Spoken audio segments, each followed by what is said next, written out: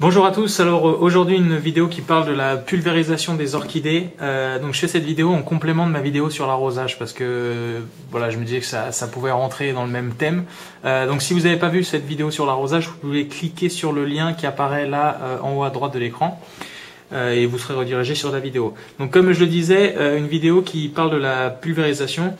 Et pourquoi aussi j'en ai pas parlé lors de la vidéo sur l'arrosage? Tout simplement parce que je trouve que c'est un sujet intéressant et que ça méritait une vidéo à part entière. Et d'autant plus que je suis pas du tout favorable à la pratique.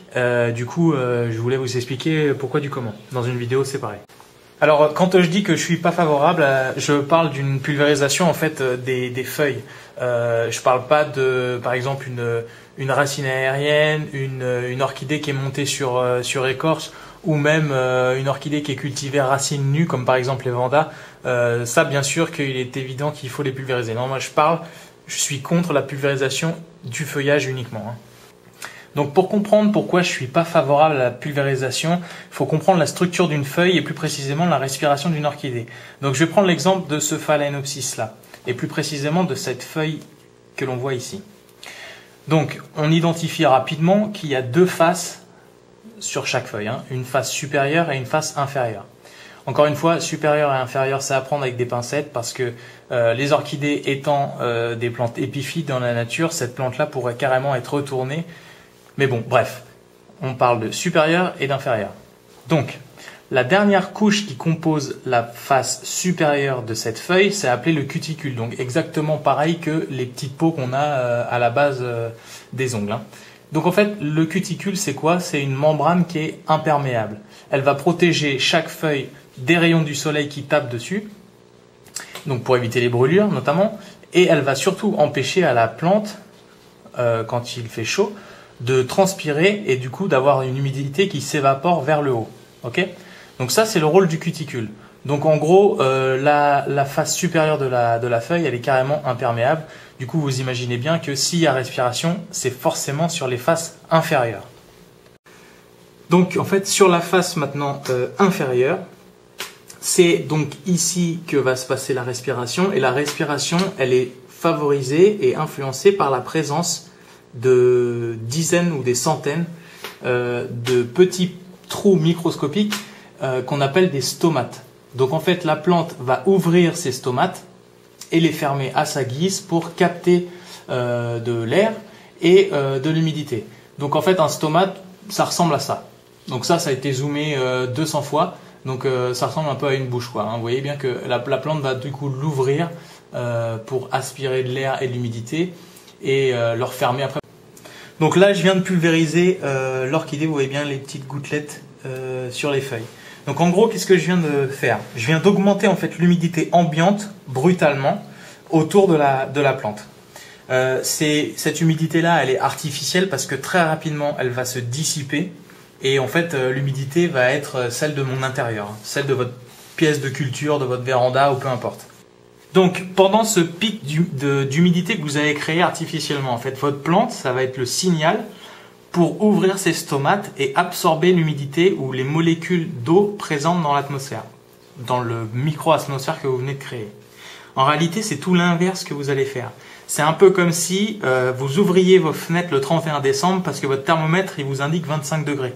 En réalité, tout votre chauffage, il va partir dehors. C'est pas parce que votre thermomètre indique 25 qu'il fait vraiment 25. Vous voyez ce que je veux dire? Ben là, en fait, vous venez de faire exactement la même chose. Vous avez dit à votre orchidée, hey, regarde, il y a 90% d'humidité à l'extérieur, tu peux t'ouvrir. En réalité, en l'espace de 5 minutes, on va redescendre à 60%. Sauf que les stomates seront ouverts et donc toutes les molécules d'eau de la feuille vont être aspirées à l'extérieur, un peu comme votre chauffage. C'est pour cette raison que je suis opposé à la pulvérisation parce que ça conduit à l'inverse de ce qu'on veut faire, c'est-à-dire on est en train en réalité de déshydrater notre orchidée. Stop, stop, stop, stop, stop, stop. Tout ce que je viens de vous dire, c'est entièrement faux. J'en étais persuadé aussi, il y a d'autres personnes qui y sont persuadées. En fait, je trouvais que cette démonstration était convaincante. Le fait que la plante ouvre les stomates à sa guise pour capter de l'humidité, etc. En réalité, c'est entièrement faux. Comment est-ce que je m'en suis aperçu? C'est en préparant cette vidéo, en fait, j'ai cherché sur Internet des preuves que ce soit scientifique ou des écrits, pour être sûr que ce que je vous dis soit vrai, parce que j'ai pas envie de vous raconter n'importe quoi. Et en fait, j'ai trouvé pas mal de recherches, dont une notamment. C'est une recherche en anglais. Je vous mets le lien pour la télécharger en barre d'infos. C'est hyper intéressant. Et en fait, cette recherche-là, elle prend diverses espèces d'orchidées, que ce soit des dendrobiums, je sais plus exactement qu'est-ce qu'ils prennent, mais en gros des plantes épiphytes, comme le phalaenopsis, comme le vanda, etc. Et en fait, étudie ce qu'on appelle le rythme stomatal. Donc en fait, qu'est-ce qui influence l'ouverture ou non des stomates dans la respiration des orchidées. Donc voilà, l'ouverture des stomates, il n'est pas influencé par l'humidité, il est uniquement influencé par la luminosité que la plante elle reçoit. En fait, les stomates, elles vont être s'ouvrir la nuit parce qu'il y a une baisse de luminosité et en fait ça indique à la plante il fait nuit. Du coup, généralement la nuit, l'humidité est plus importante. Du coup, si j'ouvre mes stomates, je ne vais pas perdre mon hydratation parce que l'extérieur est déjà bien humide. Donc ça c'est ce que je disais un peu, ce que je pensais au départ. Donc la plante ouvre ses stomates la nuit pour pas se déshydrater. La nuit, qu'est-ce qu'elle va faire? Elle va englober des molécules de dioxyde de carbone ou de CO2, les stocker et elle les utilisera le lendemain pendant la photosynthèse en fait pour créer du glucose. En gros, c'est ça qui détermine l'ouverture des stomates ou de ces petits pores là microscopiques. Ce n'est pas l'humidité, c'est une baisse de luminosité. Quand la plante voit qu'on arrive à la nuit, elle va s'ouvrir pour capter le CO2.